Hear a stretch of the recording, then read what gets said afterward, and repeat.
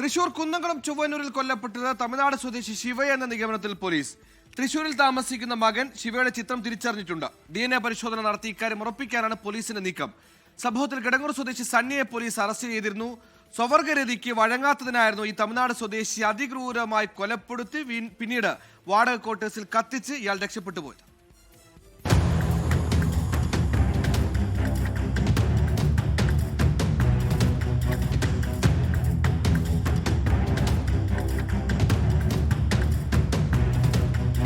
ശനിയാഴ്ച വൈകിട്ടാണ് നാടിനെ നടുക്കി ഇതര സംസ്ഥാന തൊഴിലാളികൾ താമസിക്കുന്ന ക്വാർട്ടേഴ്സിൽ യുവാവിന്റെ മൃതദേഹം കണ്ടെത്തിയത്. വെട്ടിക്കൊലപ്പെടുത്തിയ ശേഷം കത്തിക്കുകയായിരുന്നു മൃതദേഹം. മുറിയിൽ നിന്ന് പുക ഉയരുന്നത് കണ്ട് പ്രദേശവാസികൾ പരാതിപ്പെട്ടതിനെ തുടർന്ന് പോലീസ് എത്തിയപ്പോഴാണ് മൃതദേഹം കണ്ടെത്തിയത്.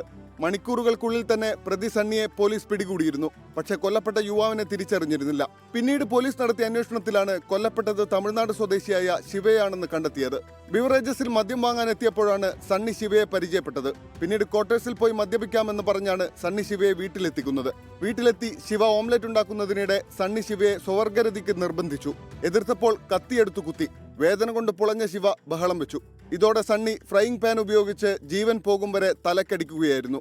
ഇതിനുശേഷം മൃതദേഹത്തോടൊപ്പം ഒരു ദിവസം മുഴുവൻ കിടന്നുറങ്ങിയ ശേഷമാണ് മൃതദേഹത്തിന് തീക്കൊളുത്തി സണ്ണി കടന്നു കളഞ്ഞത്. 19-ാം വയസ്സിൽ അച്ഛന്റെ മാതാവിനെയും സ്വവർഗരതിക്കിടെ ഇതര സംസ്ഥാന തൊഴിലാളിയെയും കൊലപ്പെടുത്തിയ കേസിലെ പ്രതിയാണ് സണ്ണി. വിചാരണ നടക്കുന്നതിനിടെ പുറത്തിറങ്ങിയ പ്രതി ഒരു സ്വകാര്യ സ്ഥാപനത്തിൽ സെക്യൂരിറ്റി ജീവനക്കാരനായി ജോലി ചെയ്യുന്നതിനിടെയാണ് 3-ാം കൊലപാതകം. ശിവയുടെ മകൻ മൃതദേഹം തിരിച്ചറിഞ്ഞിട്ടുണ്ട്.